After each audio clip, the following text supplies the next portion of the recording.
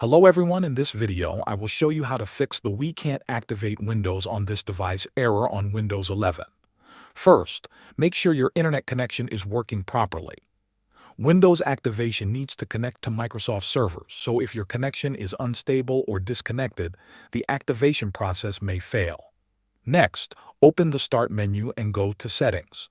After that, click on System and then Activation. Here, select Change Product Key. Carefully type your 25-character Windows product key again and click Next. Sometimes the key may have been entered incorrectly, so re-entering it can solve the issue.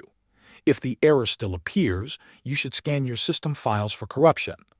Open the Start menu, search for Command Prompt, then right-click it and choose Run as Administrator.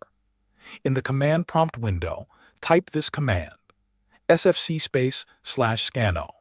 Then press Enter. Windows will now scan and repair damaged system files that may be preventing activation. Wait for the process to complete and restart your PC afterward. Another common reason for this error is using the wrong Windows edition.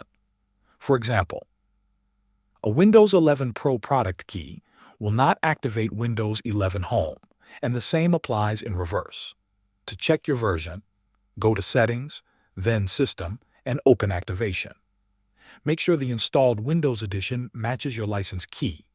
If it does not match, you may need to install the correct Windows version before activation will work. Thanks for watching.